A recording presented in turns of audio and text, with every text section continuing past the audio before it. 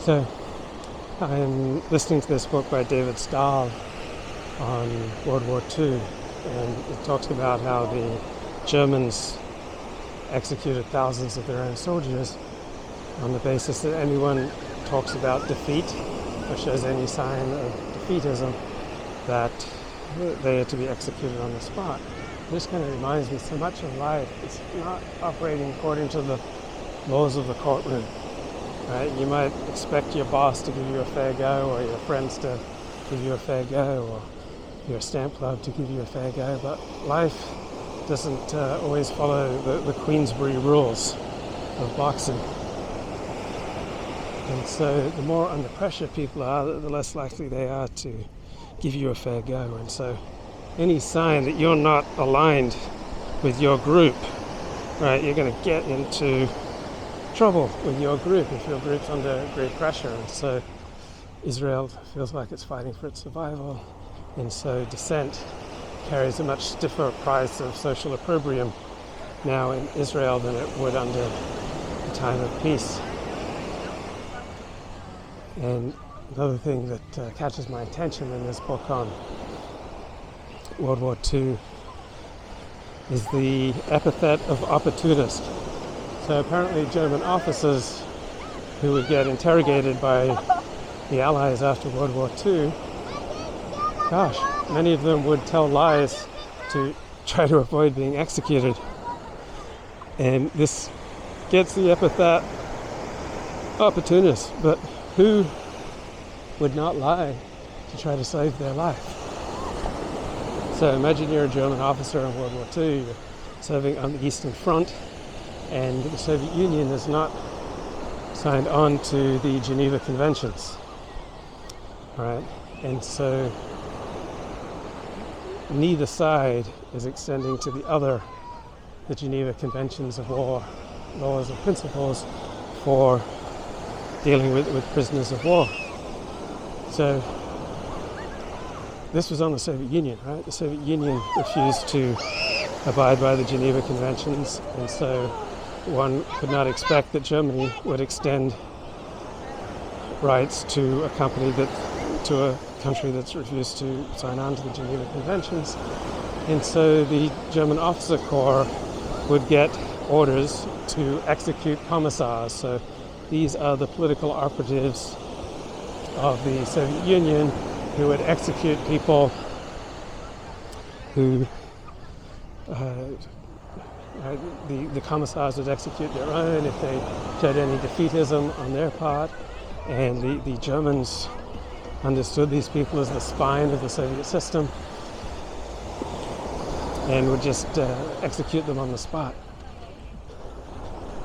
And the Allies would say this is a war crime, but the Soviet Union hadn't signed on to any Geneva Conventions, so there was no contractual basis for making this a crime. And why would you not expect a German general or an officer to lie, to try to survive? I expect that we're all opportunists, right? We're all descended from opportunists because we're all here, right?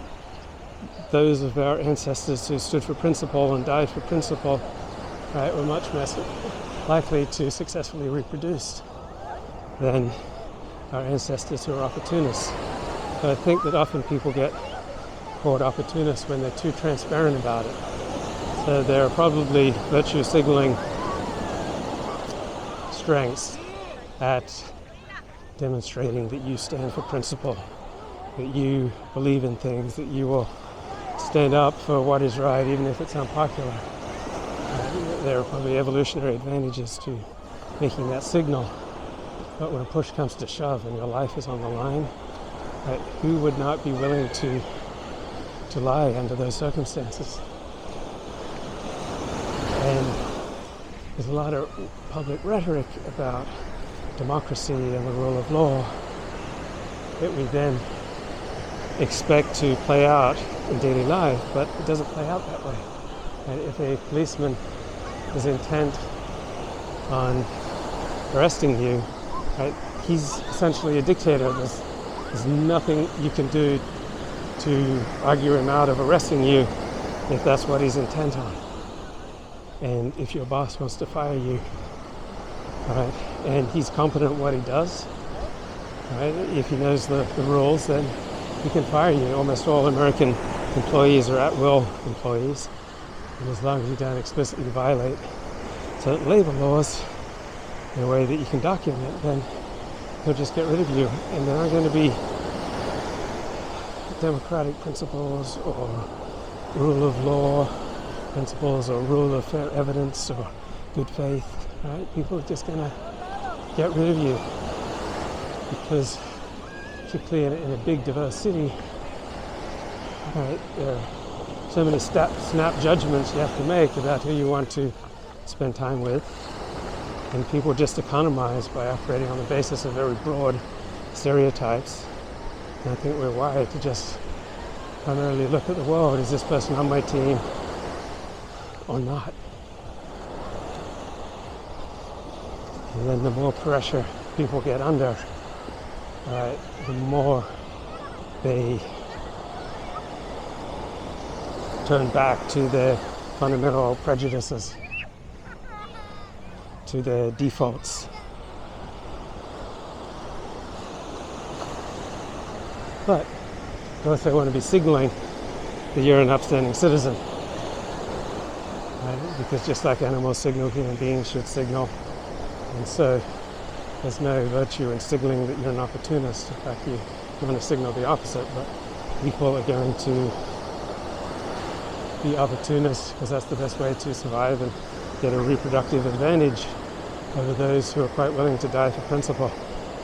And how many people are willing to die for principle if they have any hope of lying their way out of trouble?